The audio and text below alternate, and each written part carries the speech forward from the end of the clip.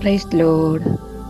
മുന്തിരിവള്ളി കുടിലിരിക്കും ചെറുമാൻ പോലെയവൻ, കാട്ടുമരങ്ങൾക്കിടയിൽ വളരും നല്ലൊരു നാരകമാ. മുന്തിരിവള്ളി കുടിലിരിക്കും ചെറുമാൻ പോലെയവൻ, കാട്ടുമരങ്ങൾക്കിടയിൽ വളരും നല്ലൊരു നാരകമാ. Hallelujah hallelujah hallelujah hallelujah. പരിമള പർവ്വത നിരകളിൽ നിന്നും പറന്നു വരുന്ന പ്രാവുകളെ, മോറിൻ മലയുടെ താഴ്വരയിൽ നിങ്ങൾ എൻ്റെ പ്രിയനെ കണ്ടുവോ. ഹല്ലേലൂയ.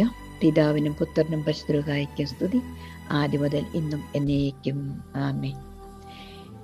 കർത്താവിൽ പ്രിയ കൂട്ടുകാരെ, ഏവർക്കും നമ്മെ ശ്രദ്ധിക്കുന്നവനായ സർവശക്തനായ പൊന്നേശുവിന്റെ നിസ്തുല്യ നാമത്തിൽ സ്നേഹവന്ദനം അറിയിക്കുകയാണ്. വീണ്ടും നമുക്ക് ദൈവത്തിന്റെ തിരുവചനത്തിലൂടെ നമുക്ക് യാത്ര തുടരാം. ഇന്ന് നമുക്ക് തന്നിട്ടുള്ളതായ തിരുവചനം സദൃശവാക്യം 1-ാം അധ്യായം 23-ാം തിരുവചനമാണ്. നമുക്ക് ആ വചനത്തിലൂടെ യാത്ര തുടരാം.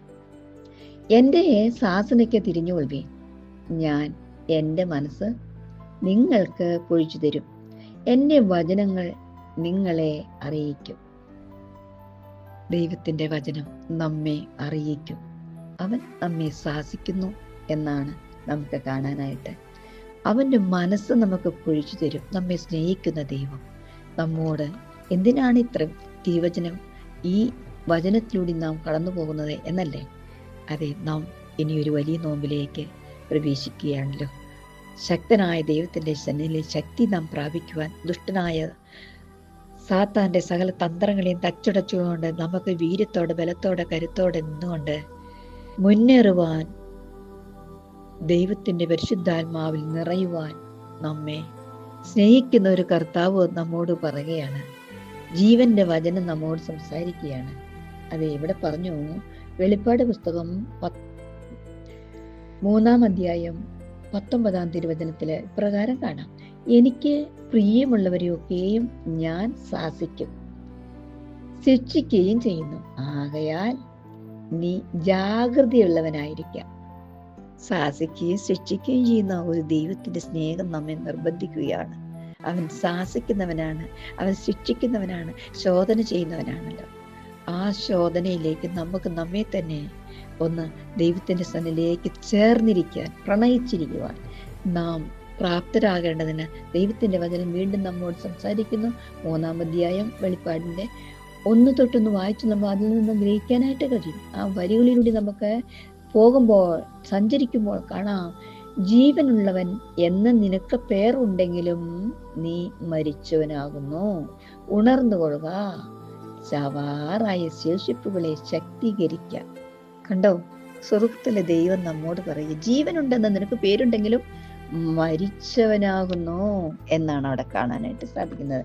ഈ വലിയ നോമ്പിലേക്ക് നമുക്ക് പ്രവേശിക്കുമ്പോൾ നമ്മുടെ കർത്താവിനോട് ചേർന്നിരിപ്പാൻ തക്കോണം ചൂലേക്കാറ്റി പറഞ്ഞതുപോലെ ഉത്തമഗീതം 4-ാം അധ്യായത്തിന്റെ 10-ാം തിരുവചനത്തിൽ ഇങ്ങനെ കാണാലോ.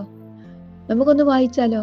ആ വരികളിലൂടെ നിന്ന് സഞ്ചരിച്ചാൽ: എൻ്റെ സഹോദരി, എൻ്റെ കാന്തേ, നിന്റെ പ്രേമം എത്ര മനോഹരം! വീഞ്ഞിനേക്കാൾ നിന്റെ പ്രേമവും സകലവിധ സുഗന്ധവർഗത്തേക്കാൾ നിന്റെ തൈലവും പരിമളവും എത്ര രസകരം! ദൈവ തൈലത്തിന്റെ പരിമളം എത്ര രസകരം അല്ലയോ കാന്തേ! നിന്റെ അതരം തേൻ കട്ട ഒഴിക്കുന്നു, നിന്റെ നാവിൻ കീഴിൽ തേനും പാലുമുണ്ട്. ഹല്ലേലൂയ.